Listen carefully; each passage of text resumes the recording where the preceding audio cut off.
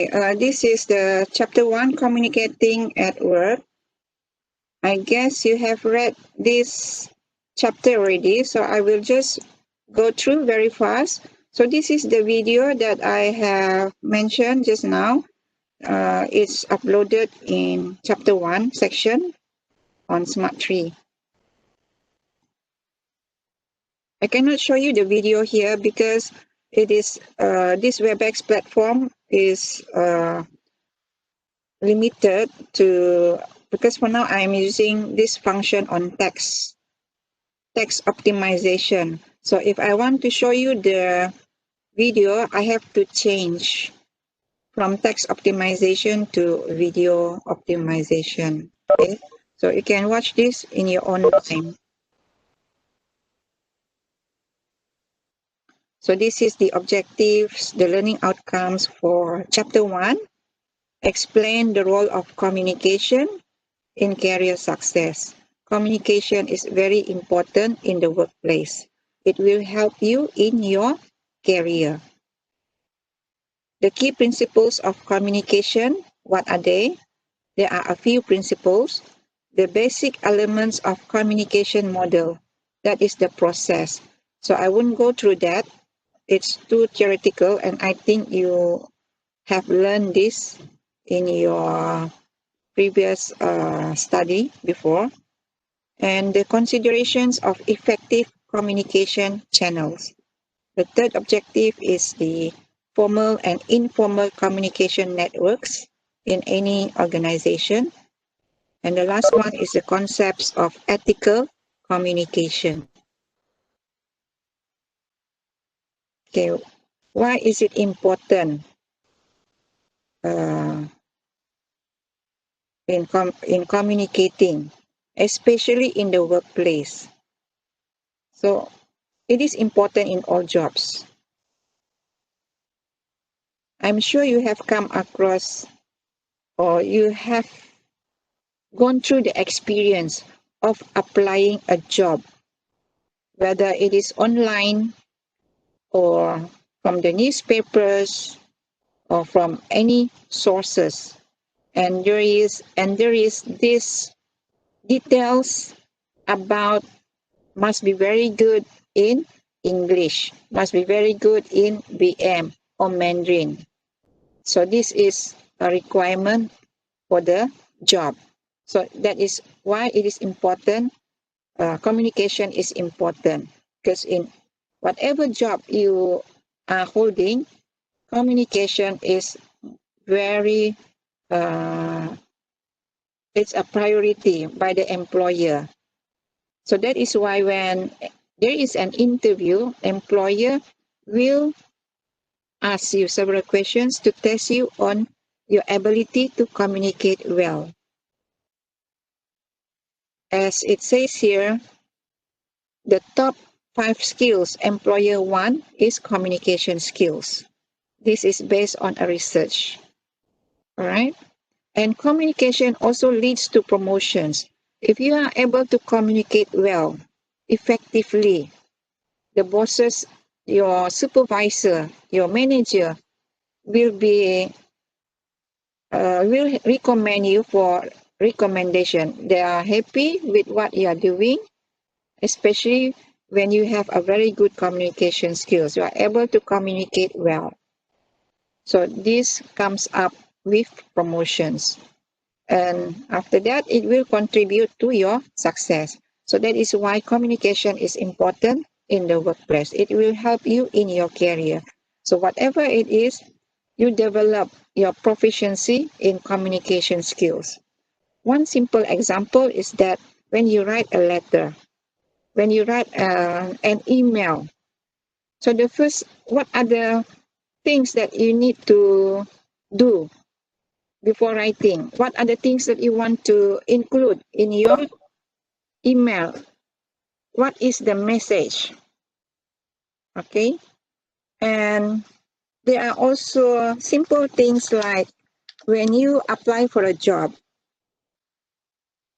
of course, your grammar you must check your grammar, the way you arrange your sentence, your words, the vocabs that you use. It does give employees will look at that. Okay, so that is your communication skills. How you present yourself in words. And there's another simple mistake most people make. Once they prepared the letter, they forgot to sign the cover letter. So it is important that you need to sign. Whether you need to sign how you say, sign manually, or you use the digital signature or online signature. Whatever it is important that you sign the letter. Don't send the letter without any signature. That shows that you are a person who is not careful of in what you are doing. So this will reflect on your job. So let's say if the employee wants to employ you and you forgot to sign, they will not employ you because they know that you will not be able to be alert in your job. All right. So this is the importance of communication. And the top 5 skills employers want: ability to make decisions and problem solving, verbal communication skills, ability to work in a team, ability to obtain and process information, ability to plan, organize, and prioritize the work. So this is all skills required by any employers. Right? So the second one, verbal communication skills. How you speak, the words that you are using, and in terms of writing, ability to plan, organize, and prioritize work. This is also important. So in terms of writing as well. So here it says verbal, but also in writing. This is the communication principles. So the first one is communication is unavoidable. It is happening every time, even though you are not speaking, but you are still communicating in terms of your body language. So it is unavoidable. People always observe and perceive you, even without you speaking, but they can observe through the body language. Communication is strategic. It's something to do with goals. Goals, we will talk more about this in the next slide. Communication is reversible. Once you have spoken, you cannot take back what you have spoke. All right? You cannot take back. People already heard it. So you have to be careful in what you are saying. Otherwise, there are some people when they are angry, so out of anger, they will say something that hurts the other person. So it is irreversible. So when you already spoke, you already say that words which offended that person is already offended. We cannot take back the words already. So it is irreversible, right? So it is a process. So if you see the communication process, you must have the person who convey the message and how the message is conveyed, and to the receiver, did he understand, did he interpret the message correctly? So it is a process. And the last one is not a panacea. Communication is not a panacea, or in other words, it's not a cure-all. Even though you have spoken, you have explained effectively, but still the other person, you are still in a disagreement with the other person. So it's not a solution to the communication misunderstanding, right? Okay. So this is the one of the communication principle. Communication is strategic, which means all communication is aimed at achieving goals. So you must communicate to achieve goals. Like you, when you have your own group. So you need to communicate with each other so that you can achieve your goal of coming up with a report and to submit it on time, right? So it is instrumental in the sense that the messages aim at accomplishing the task at hand. It is relational because the message that shape and reflect the way people regard one another. It promotes or impedes or stop the goals based on relationship. And it is identity management, presenting yourself in ways that produce distinct sense of self-competent, trustworthy, and efficient person. So these are the channel characteristics. These are the three factors in choosing a channel: richness, in terms of richness, speed, and control.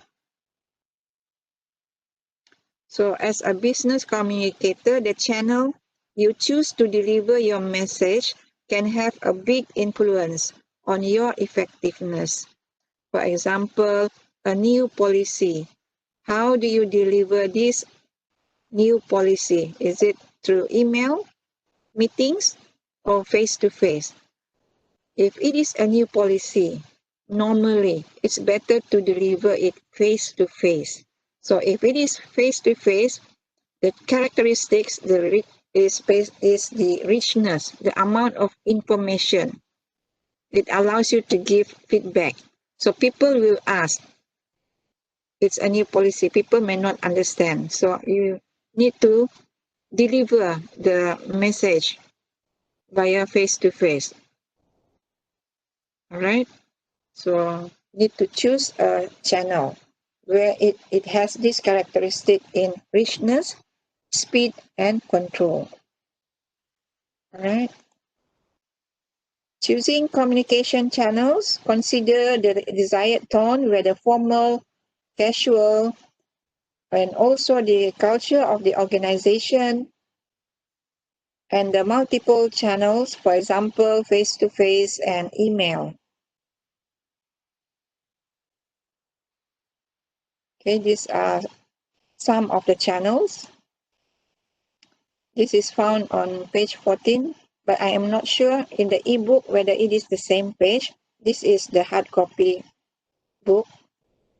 You can check that from your ebook. So this is on the formal communication networks.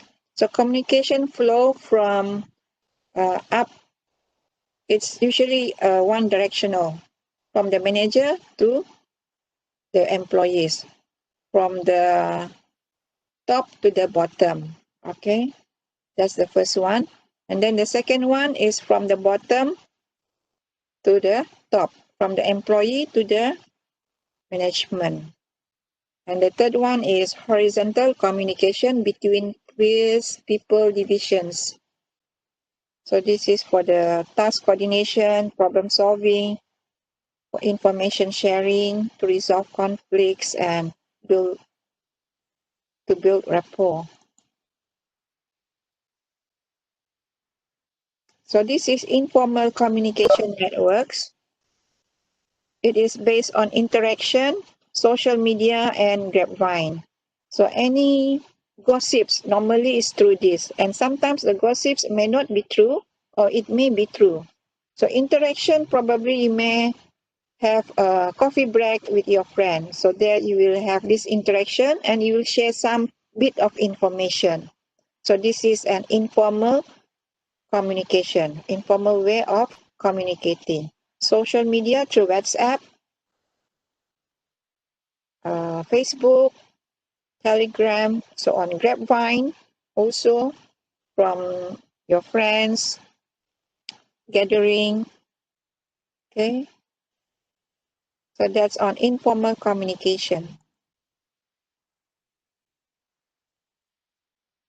So there are several functions of informal communication. it confirms the formal messages. So let's say there are a message like, example, we are going to have an emergency, government, darurat. So with this informal network, it will confirm the formal messages. So it will also expand on the formal official message. Sometimes it will contradict or circumvent formal channels. So this is cultivating personal networks. How do you expand your network? So you view everyone as a prospect. You need to be sensitive to their personal and cultural factors. You treat them with respect, helping them get referrals to secondary sources and seek a mentor. This is how you cultivate your network, especially when you are an employee. So this is on the ethical dimensions of communication.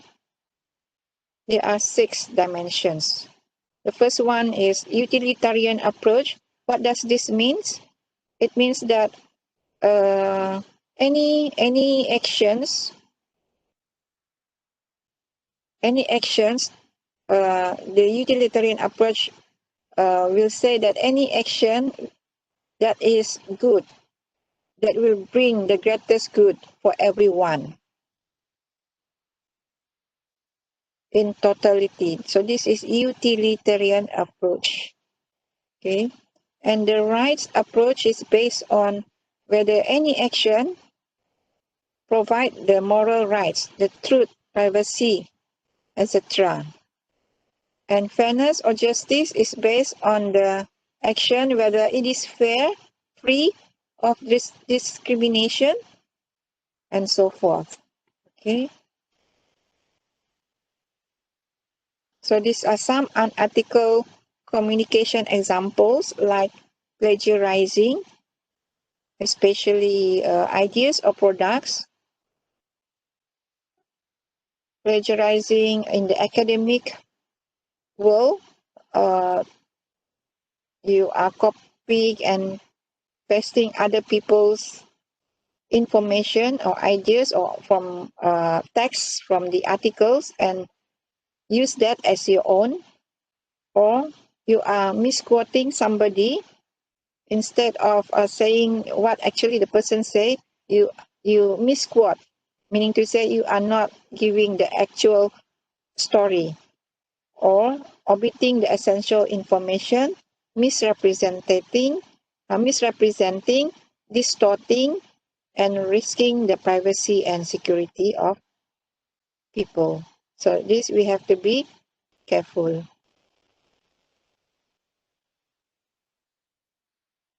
So this is another quotation. Communication is the human connection. It is the key to personal and career success. So this is very true. Okay, now this is the end of chapter 1.